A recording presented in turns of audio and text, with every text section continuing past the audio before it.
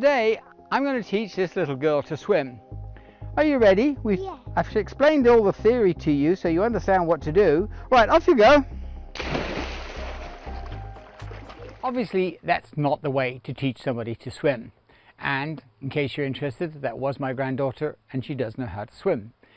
But let me tell you something about her learning to swim. You see, let's start with me first. When I was a child, my parents didn't swim, so I was getting no help from them. In fact, both my parents were not very comfortable in water. So when I was in school and the teacher was trying to teach us to swim, I just couldn't do it. And I realized that I wasn't comfortable in water. And I took myself off to one side and just got comfortable being in the water, going underwater and so forth. So when I watched my granddaughter going to swimming lessons, I could see she was struggling in a similar way.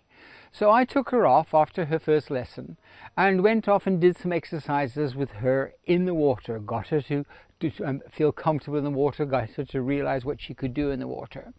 She went back to doing the lessons with the confidence of being in the water, became top of her group, went through groups, got her various recognitions, because she was confident and because she was then able to be taught. Learning is something that we've got to think about carefully. You know, too many organizations just chuck training or learning and development at their people, and that's not the way to go about it. It's a process of understanding, first of all, what's the preferred method of learning that somebody has. Some of us learn better one way than another, and that changes in our life as well as we get older. So, you know, what is the best way to learn? How is a person going to learn that's going to be the most effective means? And being able to appreciate the differences and work with them becomes very, very important. So learning and development in an organization, I always say, is the responsibility of the individual. People must take ownership for their own learning and development. The company's job, the employer's job, is to support them in the process. How do you go about supporting them? Or do you just chuck stuff at them and expect them to swim? You see, this is one of the common mistakes that I find made, and it's becoming more and more of an issue as we move forward. I actually refer to learning and development to being a bit like cash flow is to the finance department.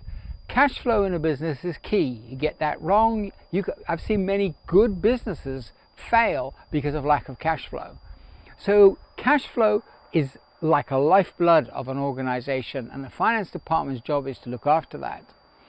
People's ability to learn and develop and relearn what they think they already know, that is also an important part of an organization, because organizations are having to be flexible, agile, responsive, so forth. So people are having to learn, relearn, change what they've got, and so on and so forth. So learning is as important to the development of the business and the agility and the flexibility and the responsiveness of a business as finance, the cash flow, is to them.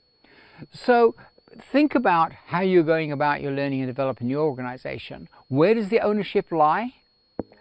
Do people respond to it? And how good are you as an organization at supporting it rather than force feeding it? I'm going off to go have a swim with my granddaughter. That was fun.